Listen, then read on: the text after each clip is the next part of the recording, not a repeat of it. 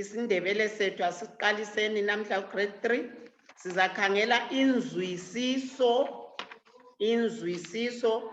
isihloko senzwisiso yethu sithi uNhlanhla lo Sipho bayathiya. Inzwisiso liyezwa Kien? Liyezwa Kien?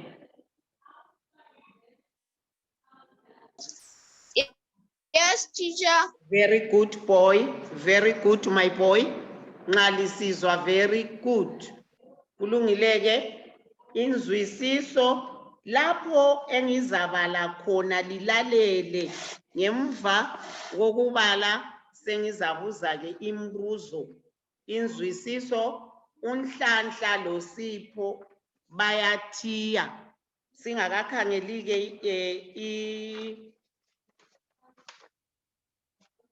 inzwisiso yethu ukuthiya uNhlanhla lo Sipho bayathiya kuyini ukuthiya? Ukuthiya yikugola inhlanzi noma ukubamba inhlanzi. Inhlanzi zitholakala ngaphi? Zihlala zona emanzini, uyazithola edamu, uyazithola emfuleni. Yikho ke namhlanje isihloko sethu sizakhangela abantwana abayagola inhlanzi. Elinye ibala elithi ukugola ngelithi ukuthiya. Sizakhangela ke kulamabala nanka esizahlangana lawo nxa sibala inzwisiso yethu. Elokuqala lithi ukuntsheza. Ukuntsheza. Ukuntsheza ngesikhiwa sithi swimming. Yikubhukutsha. Elinye ibala elithi ukuntsheza uyabe ubhukutsha emanzini. Yikuntsheza. Elilandelayo ukugola njengoba sengitshilo ukugola. Nxa ungafuni ukuthi ukugola uyathi ukuthiya, ukubamba. Kuyagolwa ke into eziningi, ungagola intethe, ungagola inhlanzi, yikuzibamba.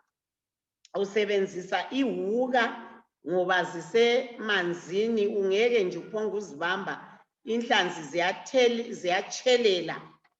Elinye ukuchichimba.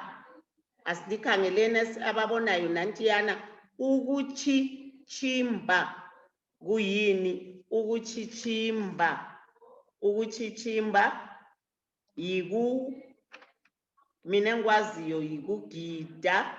Sizahlangana lalo endatshaneni yethu bese lisichazela ngcono. But ukuchichimba yikugida, ikakhulu ingoma zemvelo othi uyabutsheda nxa uchichimba ugida uphakamisa inyawo, uyacheda uchede ngenyawo kokuthi ukuchichimba.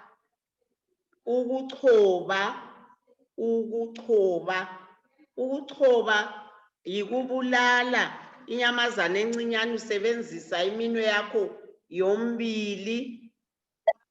Nxa njalo sizahlangana lakho engxenye kuyabe kulenye ingcazelo mina engikwaziyo. Uyachoba ikakhulu intwala, uyayibulala uthathe uyifake la suhlanganisa izithupha zakho lezi kuthiwa uyachoba.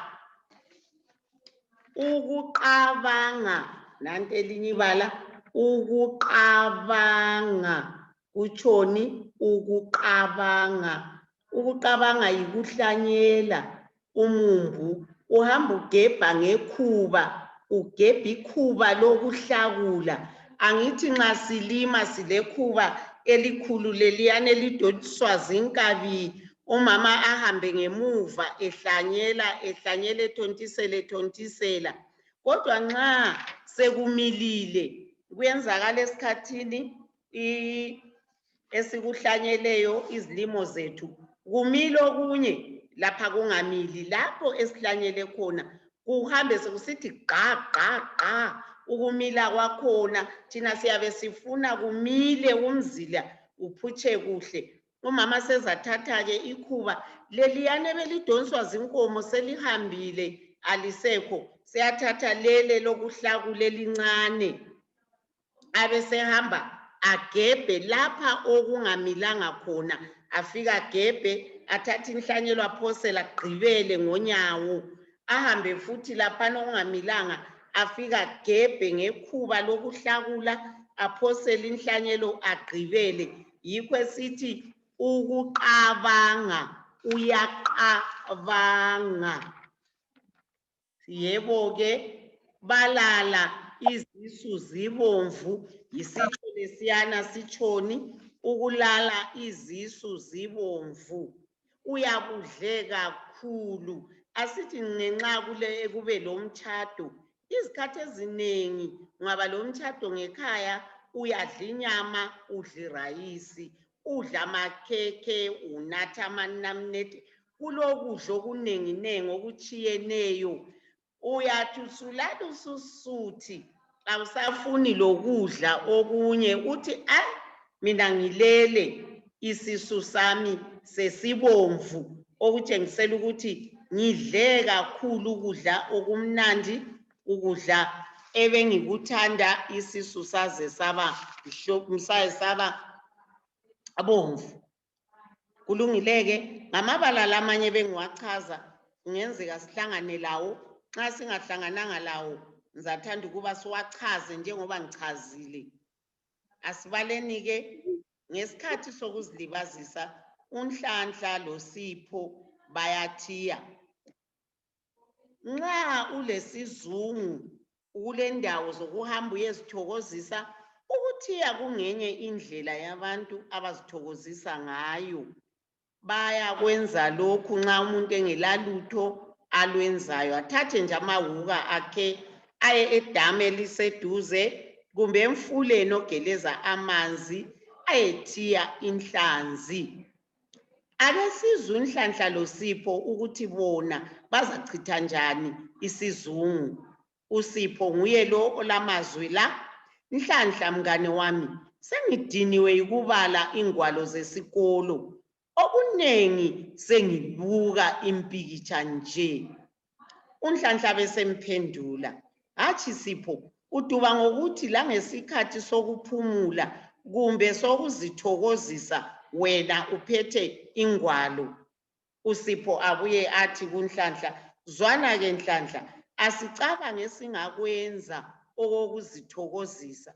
Kulokuthi kasikho esikolo, isikhathi sokuthi lathi ke sizithokozise, sesiphethe amabhuku, sesibala. Hayi, ake sicabanga okunye. Baxoxa laba bangani. uNhlanhla athi, asihambe siyethiya edamu elikhulu eliseduze lentaba. Umkhathi wawumuhle kakhulu. Basuka ekhaya bethwele igabha, umentshisi, ingqamu lesawudo. Lokhu basuka lakho besenzela ukuthi emini bangalamba, nxa sebethiyile bapheke ezinye inhlanzi badle. uNhlanhla loSipho sebehle besiya kudla edamu. uSipho athi, lalela lapha mfana, lamuhla inhlanzi ziyadlela, ngiyakutshela. Kuyini ukudlela?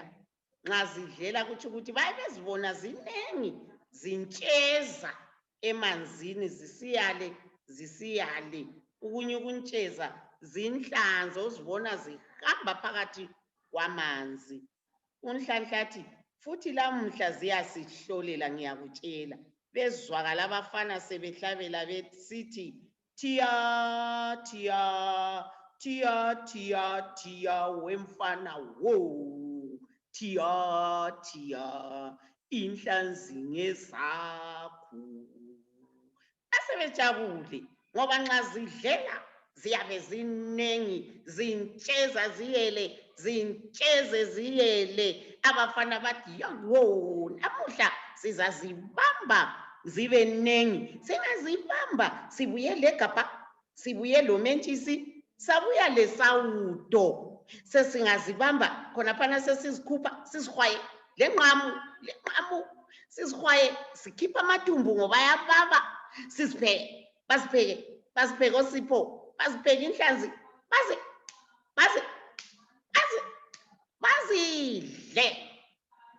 yikho sebeqalisa ingoma ye Tia Tia Tia wemfana Tia ngezakho inhlanzi ngezakho. Ngemva kokuhlabela baqamelana ngohleko bethabile okumangalisayo. Abazali labo bathaba kakhulu ngoba basebezazuza isitheko, balala izisu zibomvu ngoba abafana basebenzeni Tia Tia Tia mfana Tia inhlanzi ngezakho. Lulu baqamelana ngohleko sebekwazi namuhla asizasutha kube sisidlo mfushwa sisidlo delele. Hayi namuhla sithile inhlanzi ngesethu. Angisho ye sebezigolile inhlanzi nxa sebehlabela sebechichimba.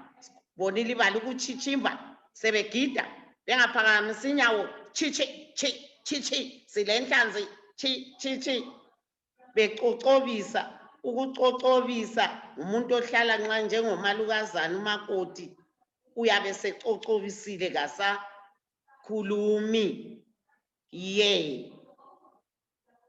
Lapha ngithe mina isizungu sikhulume ngesizungu siba khona nxa umuntu enjani. Sesiphendula khathesi imbuzo masinyane.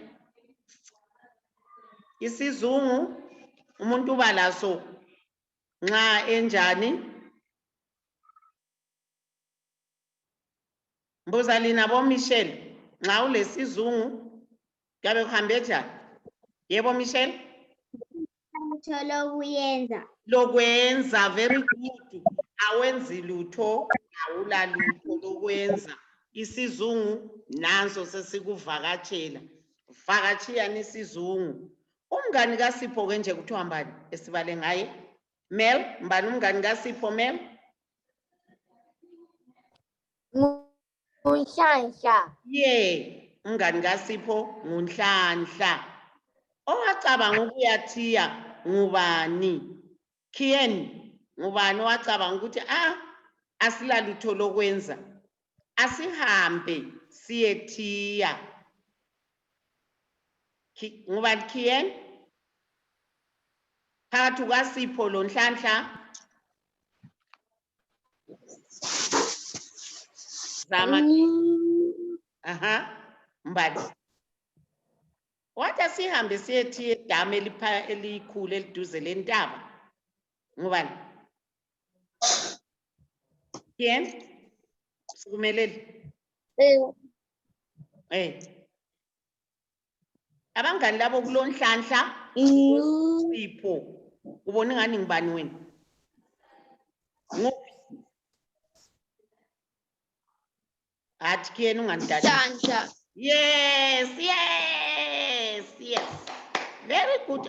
Mfana wami lo, mfana wami, mfana wami. Ngomfana.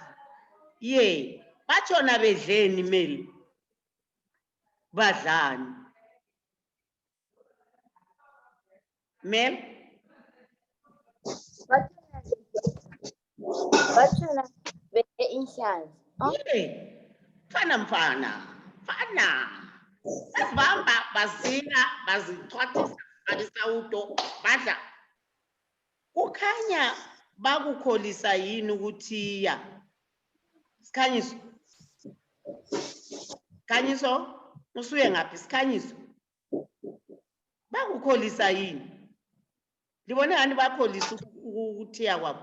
Raylin, ungaphi Raylin Kien? Raylin. He's here with me. Gaqambe. Yes. Yes, Gaqambe nguye khatheso seqambe. Ray. Bakukholisa yini ukuthiya Ray?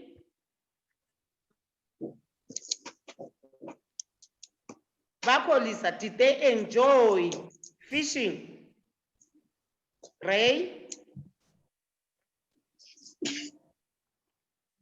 Bakholisa, uRaylin livila mfuna ukuzomtshaya khona ngapho ngakini Kiyen.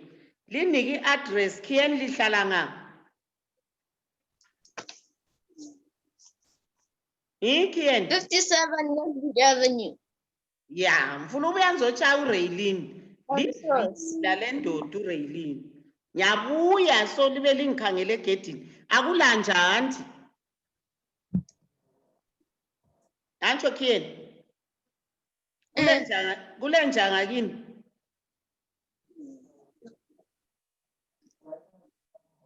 There's a dog. Awulamanga kulanje. Ufuna ungethusela. Ngiyabuya ngiyayiphathela inyama inja. Ngiphi inyama mina ngeqele ngingene egedini yonsali sidla inyama. Ayisoze ingenze lutho. Alright, yebo Michelle. Bakukholisa Michelle. Bakholisa. Indaba sithi yini okusenza sithi bakholisa. Usikhanyiso sehambi. Ngoba badla inhlanzi. Benzani? Ngoba bakholisa inhlanzi. Kuyini okusitshengisa ukuthi bakholisa ukuthi kuyini abakwenzayo tshengisa ukuthi bakholisa kuyini mele isikhathi sesisiya benzani mele namhla la network yakho benzani okutshengisa ukuthi abakholisa ukuthi badla inhlanzi kodwa okunye kuyini abakwenzayo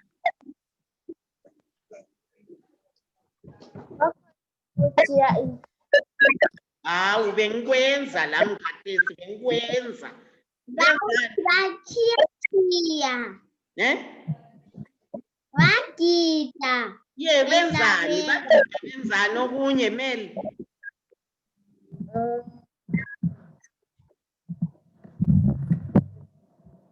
kathi nxa begida okunye babesenzani babephonga ugida nje kuyini okunye ababekwenza kuyini Michelle Babehlabela. Babehlabela very good Tia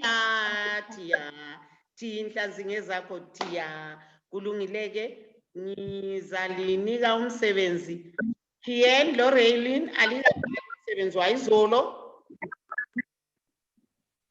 Yeah. umsebenzi wayizolo selubhali